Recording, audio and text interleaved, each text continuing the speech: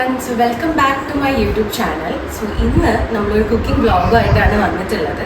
അപ്പോൾ നമുക്ക് കുറച്ച് കൊഞ്ച് കിട്ടിയിട്ടുണ്ട്. അപ്പോൾ നമ്മൾ കുറച്ച് കൊഞ്ച് വെച്ചിട്ട് നല്ല വറുത്തരച്ചൊരു കൊഞ്ച് തീയൽ ഉണ്ടാക്കാം. ഓക്കെ.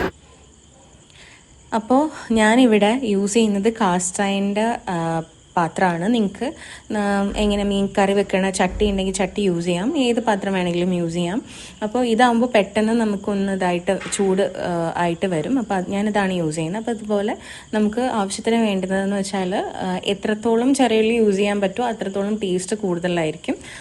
സവാളയുടെ ക്വാണ്ടിറ്റി നമുക്ക് കുറച്ചാൽ എപ്പോഴും ചെറിയുള്ളി കൂട്ടിയെടുത്താൽ അത്രയും ടേസ്റ്റ് തന്നെയായിരിക്കും. ഇപ്പോൾ ചിലപ്പോൾ നമ്മുടെ വീട്ടിലൊക്കെ വെക്കുമ്പോൾ കംപ്ലീറ്റ് ചെറിയുള്ളി മാത്രമേ യൂസ് ചെയ്യാറുള്ളൂ, സവാള യൂസ് ചെയ്യാറില്ല. അപ്പോൾ ഞാൻ ഇന്ന് ചെറിയുള്ളിയും സവാളയും കൂടെ യൂസ് ചെയ്തിട്ടാണ് ഇത് വെക്കുന്നത്.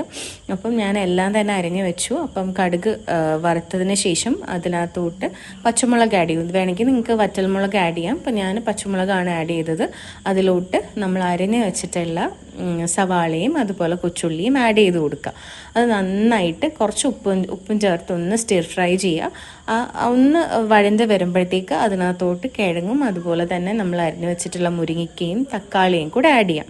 അത് നല്ല ഒരു ലോ ഫ്ലെയിമിൽ കിടന്നിട്ട് ഒന്ന് വഴണ്ട് ഒരു പരുവാകുമ്പോഴത്തേക്ക് അതിലോട്ട് നമ്മൾ കൊഞ്ച് ആഡ് ചെയ്യാം. ഓക്കെ. അപ്പോൾ കൊഞ്ച് ആഡ് ചെയ്ത് കഴിഞ്ഞിട്ട് വേണ്ടത്ര ഉപ്പ് വേണമെങ്കിൽ ലാസ്റ്റ് ചേർത്താൽ മതി. അല്ലാന്നുണ്ടെങ്കിൽ ഇപ്പോൾ സ്റ്റാർട്ടിങ് തന്നെ ചേർക്കുമ്പോൾ അത് ബെറ്റർ ആയിരിക്കും. അത് കുറച്ച് വെള്ളവും കൂടെ ചേർത്തിട്ട് ഒന്ന് അടച്ചു വെച്ച് നന്നായിട്ട് വേവിക്കാം.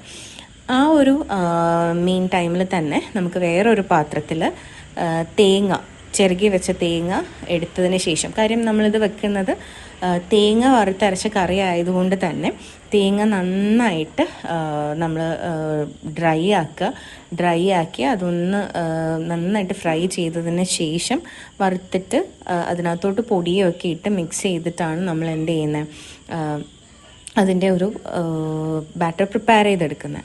അപ്പോൾ ഞാനത് നന്നായിട്ട് വഴറ്റുന്നുണ്ട്. കുറച്ചധികം നേരം ലോ ഫ്ലെയിമിൽ വെച്ചിട്ടാണ് നമ്മളിത് ചെയ്യേണ്ടത്. അപ്പോൾ ഞാൻ ആ ഒരു രീതിയിലാണ് കാര്യങ്ങൾ ചെയ്യുന്നത്. അപ്പോൾ ഞാൻ പൊടി ഇടുന്ന നേരത്തെ ആക്ച്വലി ലോ ഫ്ലെയിമിൽ വെക്കണം. അപ്പോൾ ഞാൻ ഇതിനകത്ത് വെച്ചിട്ടില്ല.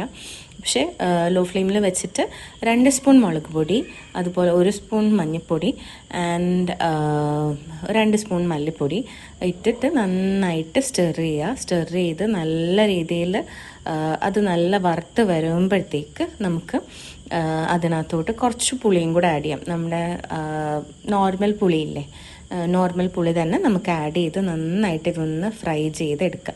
അപ്പോൾ ഇതിൻ്റെ ആ പച്ചമണം മാറാൻ വേണ്ടി തന്നെ നന്നായിട്ടൊന്ന് ഫ്രൈ ചെയ്യാം. അപ്പോഴത്തേക്ക് തന്നെ നമുക്കൊരു നല്ലൊരു സ്മെല്ലും കൂടെ വരും. അപ്പം കണ്ടിന്യൂസ് ആയിട്ട് ഇളക്കി അത് നല്ലൊരു ഫ്രൈ പരുവത്തിലാക്കുക, നല്ലൊരു വറുവൽ പരുവത്തിലോട്ട് ആക്കിയതിന് ശേഷം തീ ഓഫ് ചെയ്ത് വെച്ച് അതൊന്ന് നമുക്ക് ചൂടാറാൻ വേണ്ടി മാറ്റി വെച്ചതിന് ശേഷം മിക്സിയിൽ അരച്ചെടുക്കുക. അപ്പോൾ എന്നിട്ട് വേണമെന്നുണ്ടെങ്കിൽ കുറച്ച് പച്ച വെളിച്ചെണ്ണ തൂക്കി കുറച്ച് നേരം അതൊന്ന് തിളപ്പിക്കുക. അപ്പോൾ നമ്മുടെ വറുത്തരച്ച കൊഞ്ച് റെഡി ആയിട്ടുണ്ട്. എല്ലാവർക്കും ഇഷ്ടപ്പെടുന്ന കരുതുന്നു. ബൈ.